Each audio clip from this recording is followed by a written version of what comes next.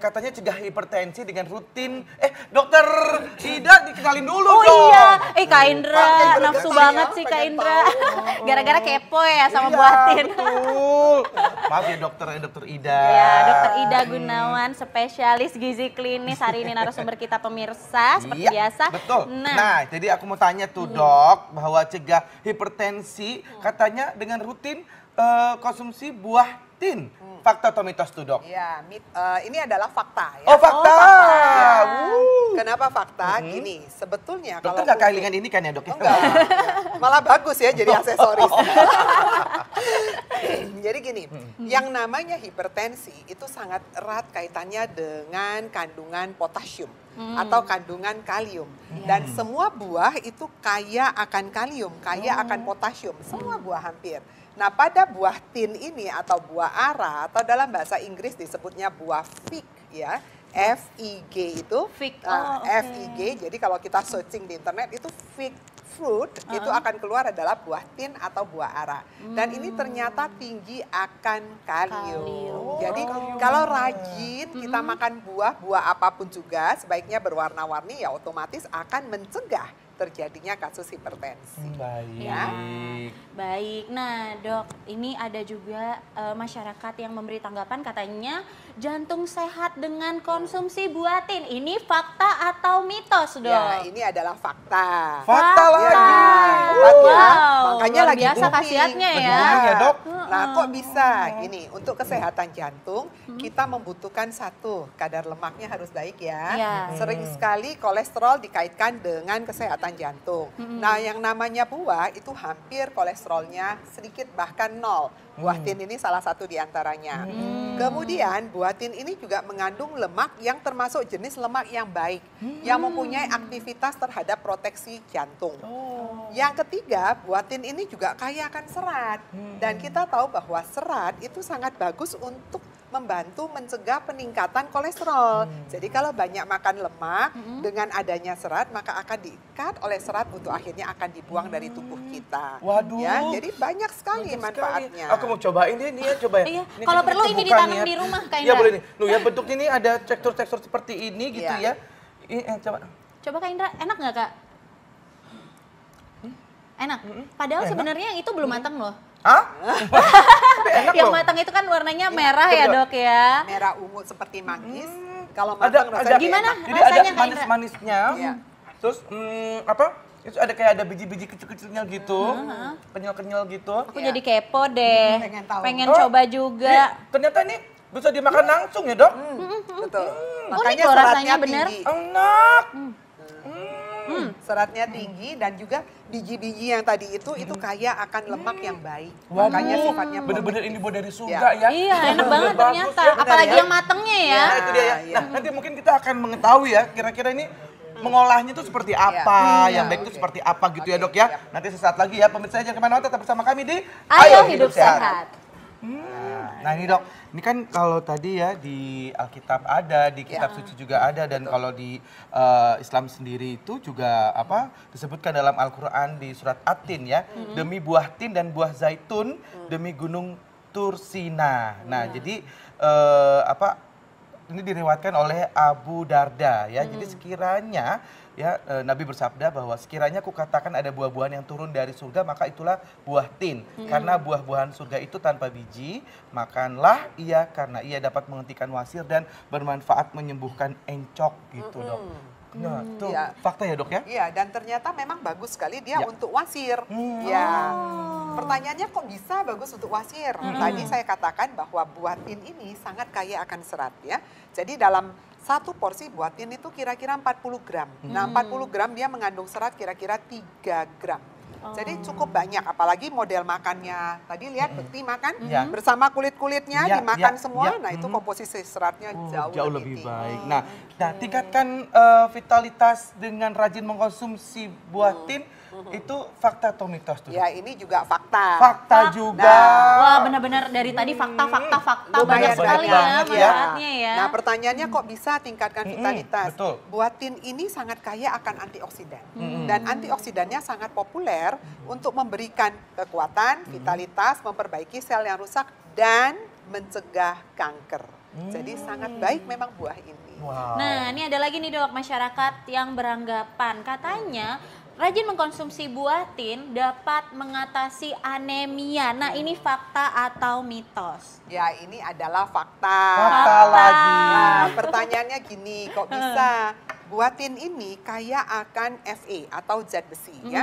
Jadi dalam satu porsi buah tin mengandung kira-kira 3 mg zat besi. Nah, tapi harus ingat yang namanya zat besi yang berasal dari buah itu harus selalu berikatan dengan protein supaya bioavailability-nya lebih tinggi. Artinya penyerapan oleh tubuhnya menjadi lebih baik. Jadi kalau hanya makan dari buah tin saja tanpa diimbangi dengan diet yang seimbang, harus cukup proteinnya, maka percuma juga tanda kutip ya, penyerapannya tidak maksimal. Gitu. Baik. Nah, tadi kan saya rasain tadi tuh manis tuh dok Iya, ya. iya. Tuh, jadi kalau ada orang nih Bang beranggapan bahwa katanya menyembuhkan diabetes dengan Iya, iya. konsumsi buah tin itu fakta atau mitos tuh dok? Nah, kalau menyembuhkan ini adalah mitos ya. Kalau menyembuhkan mitos. tidak. Kenapa? Karena diabetes itu adalah penyakit yang tidak bisa disembuhkan, tapi bisa dikendalikan. Kayak kita megangin kuda gitu ya, kita bisa kendalikan. Nah, pengendaliannya pakai apa? Salah satu diantaranya adalah diet. Nah, dalam diet kita selalu masukkan, jangan lupa ya, makan seimbang itu harus cukup serat. Serat. Nah, tadi saya katakan buah ini kaya akan serat. Seratnya cukup tinggi, jadi silahkan dipakai. Namun harus mengikuti porsi yang sudah diatur. Jangan kalau saya bilang buah ini bagus ya, seratnya tinggi, dimakanlah sehari 2 kilo ya wes bar.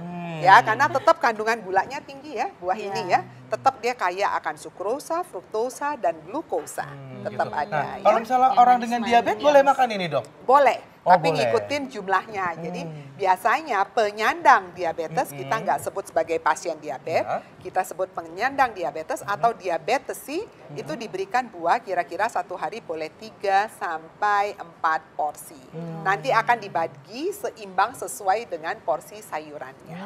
Begitu, baik dok. Nah dok, ini selanjutnya ada lagi nih masyarakat yang beranggapan nih dok, katanya dapat mencegah kanker dengan rutin konsumsi buah tin. Nah ini fakta atau mitos dok? Ya, ini adalah fakta. Fakta. Ya. Wow. Tadi saya katakan bahwa buah ini kaya akan antioksidan ya. Jadi antioksidannya salah satu namanya keren loh, angelisin. Keren, angel. Angelisin. Ternyata angelisin ini bagus sekali, penelitiannya banyak untuk mencegah kanker kulit dan kanker prostat.